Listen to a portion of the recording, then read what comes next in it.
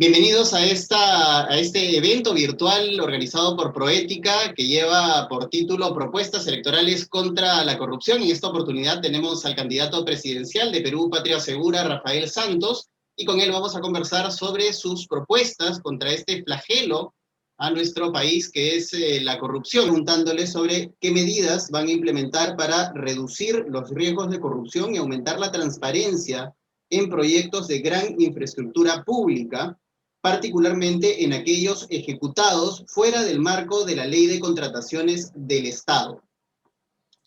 Importantísimo es transparentar todos los procesos del Estado, tanto de convocatoria para lo que son bienes como para servicios o contrataciones internacionales. La corrupción, así como la delincuencia, busca ocultarse detrás de las sombras. Y es ahí donde lamentablemente se arman en los términos de referencia de las licitaciones, es que prácticamente se arma el terno a medida de la persona o de la institución o de la empresa que quieren que gane el gobierno de turno, ¿no? Entonces, nosotros proponemos que se ejerza una transparencia en los términos de referencia para luego se vaya a la licitación, ¿no? O sea, en dos partes dividir la licitación. La primera, en los términos de referencia, que el ciudadano permita, para que el ciudadano pueda participar y fiscalizar esos términos de referencia que van a ser posteriormente incorporados a la licitación. Y en esa misma línea, señor Santos, ¿cómo hacer para que precisamente se acorten los tiempos? Porque precisamente cuando hay una mayor burocracia es que los tiempos se pueden prolongar y las obras también van a demorar. Y evidentemente se busca que haya eficiencia y cero corrupción con procesos que sean realmente eficientes dentro del aparato del Estado. Con transparencia. Te voy a contar, yo en la experiencia de lo que he visto en la función pública, se alargan los periodos porque hay malas autoridades que están buscando a ver quiénes son los que van a participar de estas licitaciones, ¿no? Entonces, en esa búsqueda porque acá la corrupción es el corrupto y el corruptor, ¿no? Entonces, están a la búsqueda un polo con el otro para que se junten, y por eso es que se demora. Tienes que ponerle plazos mucho más cortos, ¿no? Para que no le des lugar a que se una el corrupto con el corruptor, y más bien que sea lo más transparente posible y soltarlo a la opinión pública, ¿no? Quiero ir con la siguiente pregunta, y es, ¿cuál es su opinión sobre la reforma política aprobada en el último año y medio? ¿Considera que hay algo que mejorar? ¿Qué es lo que habría que mejorar y cómo mejorarlo? Muchísimo, ¿no? La reforma política, mira, debería haber meritocracia mira, el Perú quiere sangre nueva en todos los cargos del Estado, en los funcionales y en los políticos. Entonces, es importante de que haya meritocracia y no dedocracia. Ya lo he dicho anteriormente, el Estado se ha vuelto muy denso y al contrario, se ha vuelto además muy restrictivo. Entonces, el gobierno termina siendo el enemigo del ciudadano al no tener esa agilidad y ser tiene muchas restricciones, ¿no? Entonces, lo tiene prácticamente al ciudadano, lo está constantemente ajochando, porque no le da las respuestas, no le da las soluciones, ¿no? No le está dando las soluciones. El Estado el Estado está muy cargado en el sentido de que hay mucho personal que no tiene la capacidad técnica para poder responder a las necesidades que tiene las diversas acciones que necesita el Estado, ¿no? Para aterrizar concretamente la pregunta, en una de las reformas que se han aprobado en el último año y medio está la eliminación de la inmunidad parlamentaria, que fue un tema que además se debatió en enero del año pasado en los aspirantes al Congreso que están ahora en ejercicio, y una de esas fue precisamente la eliminación de la inmunidad parlamentaria. ¿Está usted de acuerdo con esta eliminación de la inmunidad parlamentaria? ¿La reformaría de alguna manera? ¿Haría algún cambio en la ley constitucional que se aprobó finalmente hace pocos meses? Yo definitivamente estoy a favor de la eliminación de estos beneficios que tienen los congresistas, y yo lo elevaría también al presidente, porque mira todos los problemas que hemos tenido porque el presidente prácticamente no ha asumido sus responsabilidades también, ¿no? Entonces, yo creo que habría que incrementar más controles, y deberíamos tener un Estado mucho más transparente.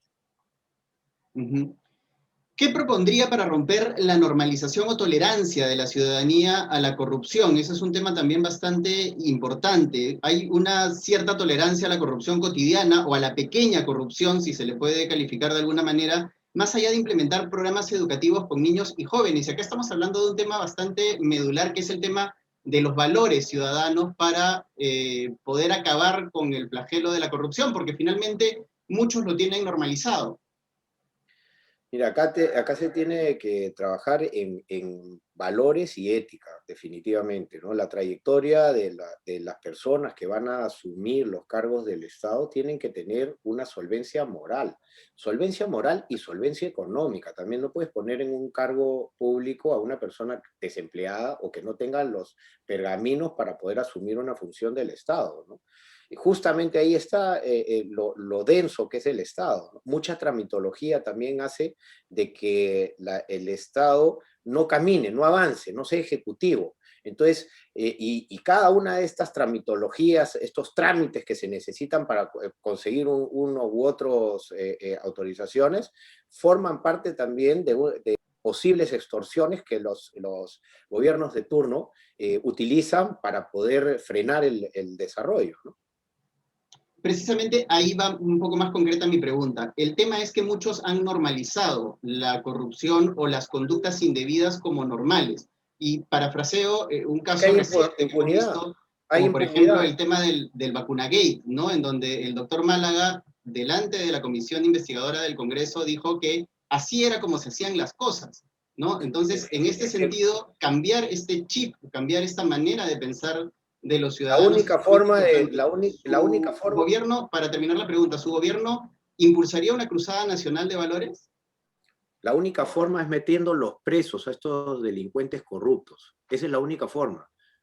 Acá no, acá una cruzada de valores. Esa es la misma sangre vieja que nos está dominando actualmente en el gobierno.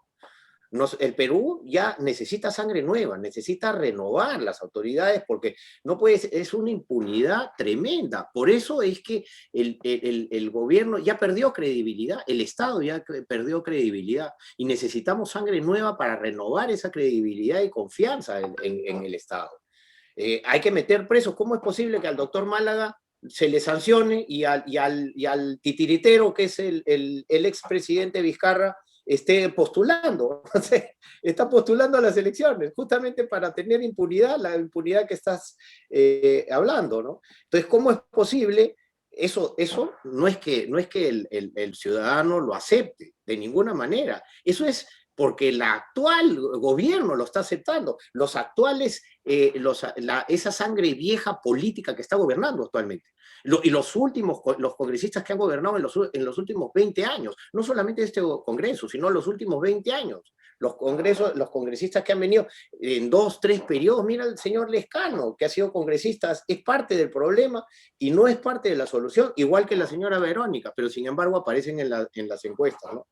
Entonces, realmente es curioso cómo querer desaparecer la corrupción cuando queremos nosotros mantener el mismo status quo con la misma gente que ha sido partícipe de la corrupción. Hemos visto las agendas de Nadine Heredia, que ha sido parte de la corrupción. Sin embargo, todos los que han salido en la agenda no hay ninguno denunciado. O sea, el único presidente preso ahorita es Fujimori. O sea, los demás son santos.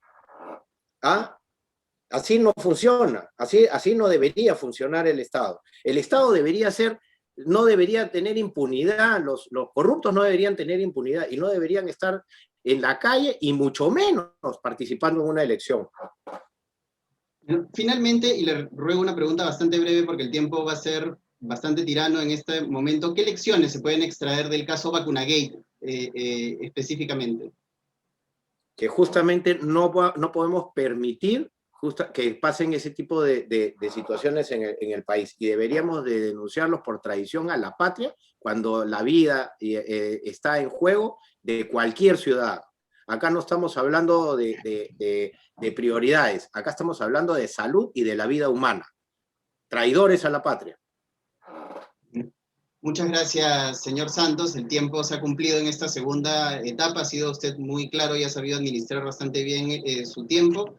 Yo le quiero agradecer su participación en esta propuesta de Proética, propuestas electorales contra la corrupción. Usted ha sido nuestro primer participante de esta iniciativa, y esperemos que el mensaje pueda llegar claramente a los ciudadanos para poder tener más fuentes de información y elegir bien este próximo 11 de abril. Muchas gracias.